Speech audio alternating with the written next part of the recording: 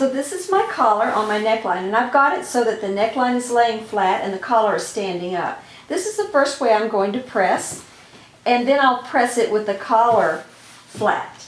So I just want to run around through here and just kind of give it a little press along the edge of the neckline, remembering that this part will get caught in the facing, these two front sections. And then I can fold it over and fold my collar down so that it just covers my seam back here. This is real important. You want your collar to just cover your seam. And I'm going to press the back neck. I'm not going to press the whole collar, just this back neck area right in here. So making sure it's covering the seam, I'm just going to give this a little sting and a quick press here. Now I don't want to do that in the front or my collar will stick up in the air. But see, I have a nice fold right back in here. And then I can just repress my corners. And now the collar's ready to be shaped so it'll turn down in the back. And in the front, it'll be open. This is called a convertible collar. And technically, depending on how you put your buttons on here, it can be worn open or closed. And that's why it gets its name, convertible collar. So as you can see, the collar's looking pretty good.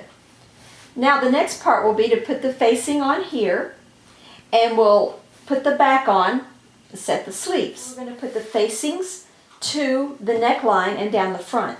What I've done first is serge the edge of my facings and around the top edge of the corner. I'm going to clip all the extra threads away.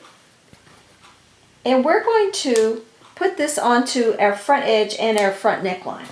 So we'll bring our shirt over here, and we're going to turn the collar so that the seam allowance is showing. And I'm going to take my facing that fits to here, right sides together. And my first step here is going to be to stitch the collar and the facing and the neckline all together here. And I want to use my seam allowance to guide me along. So as I'm doing this, I'm going to lay it so that I'm looking at the neckline up.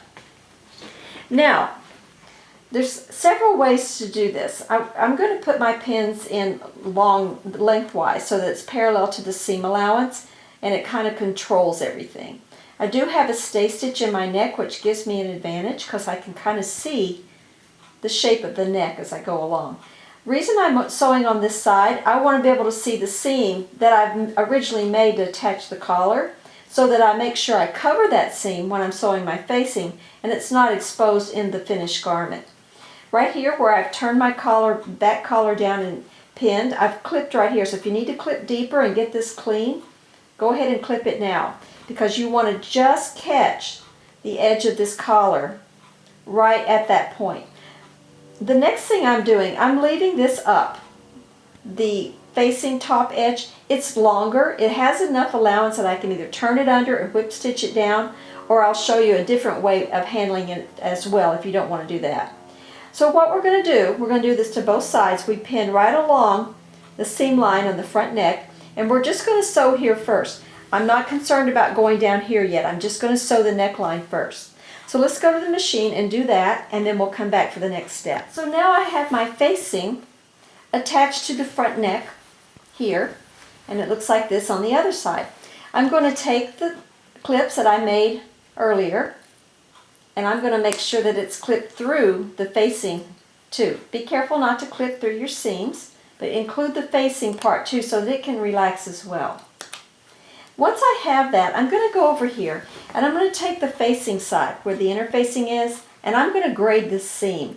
I just want to get rid of some of the bulk in here because it could get a little bulky. Now that I have it clipped back and graded the seam, I can turn it over and press it nice and flat. So I have my collar standing up and I have my facing laying flat. The seam allowance is underneath and turned toward the facing. So I'm just going to give this some steam and press around this area, making sure it's nice and tight. And then I'm going to turn it over and I'm going to do the other side the same way. And press it nice and flat to my facing.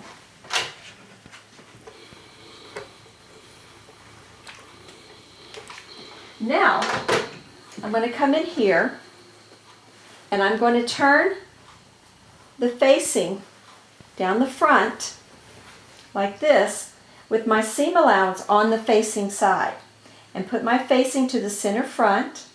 Make sure you line up your notches, and I'm going to sew down through here 5/8 of an inch, and then we'll trim the corner and I'll show you the next part.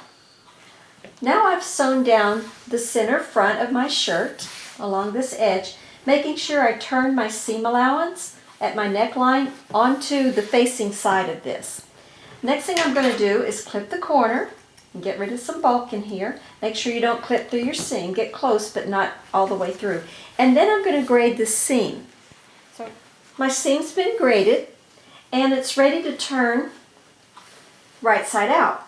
So I want to make sure that I turn my corner. You can use a corner turner if you need. And this is what the front will look like, right along through here. Now, I want to talk to you about edge stitching again.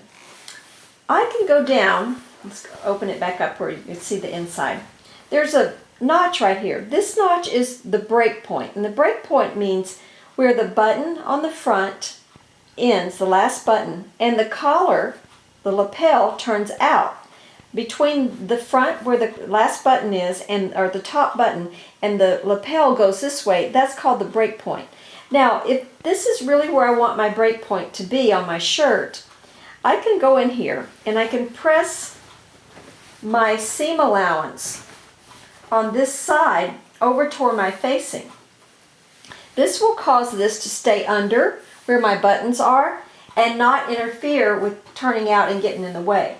So I've graded the seam, and all I'm going to do is from the break point down, I'm going to press this seam toward the facing side. Now you might need to make your notch a little deeper where your break point is, just so that this is very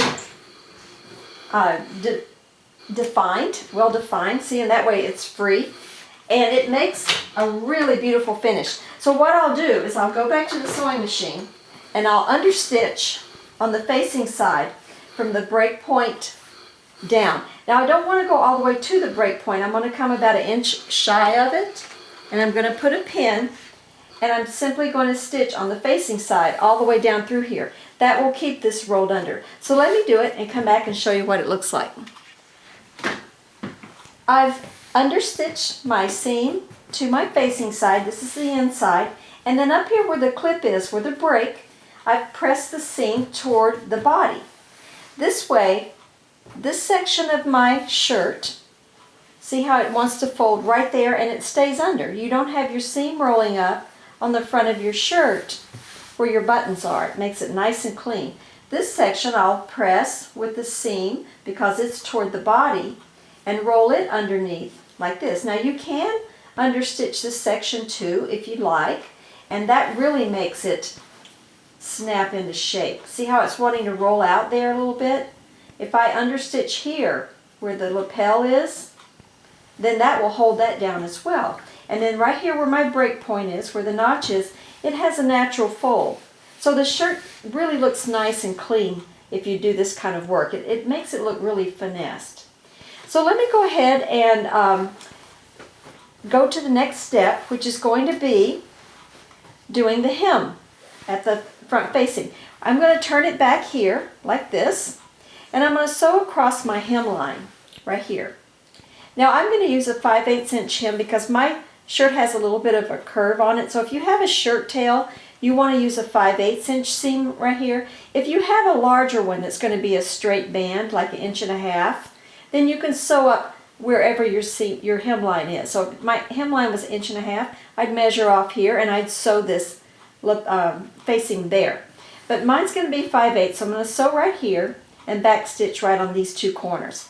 So I'll do that and then I'll show you the finished look. So now I have understitched this part below the break toward the facing side, and I went ahead and I understitched where my lapel is going to be on the body side. And you can kind of see it here. Stitched right where the lapel is. Now note, I did not go all the way to the point. That's very hard to get in there, first of all. And secondly, I don't really need to. I just need to do it in the main area. I don't sew directly to the notch where the break is. I stay about 1 inch above it. And over here, I'm 1 inch below it. And that's going to make this really lay pretty when I press it. So as you can see how nice and clean that is. On this end, I've sewn the bottom edge where my hem is, and I've graded the seam and cropped the corner so that it's not bulky. I turn it out. Again, use a turner if you need to get your corner nice and crisp. And now I'm ready to press the front. And I want to show you a little secret about pressing this. I've taken a roll of fabric and I've rolled it about 3 or 4 times. It doesn't have to be, it can be a towel, it can be a press cloth, whatever you need. But I'm going to stick it under the lapel section and the front part of my collar to press this because I don't want it crisp and flat. I want it to have a roll. And I'm just going to press on this with this roll in here so that it doesn't have a flat crease in there. See how much nicer that looks in a flat crease? And one last thing I want to discuss before we end this section of the video is this section right here of your lapel. Your facing. What I like to do, some people will roll this under like this and hand stitch it down. Now in certain fabrics that's perfectly fine, but I find sometimes that makes it a little bulky. If you've already finished this edge, clean finished it, especially with a serger like this, I just go over there and take my 2 serged edges and tack them together with the sewing machine so that this doesn't flip around. And backstitch, stitch like that, and it holds it down nice and snug. So I'm going to do that, and I'm going to call this section finished. As you can see, it makes a beautiful collar and lapel, especially with the rolled press in there. Don't forget that. That's a great way to press things. So the next video will be about attaching the back and putting the sleeves in. So join me for that one.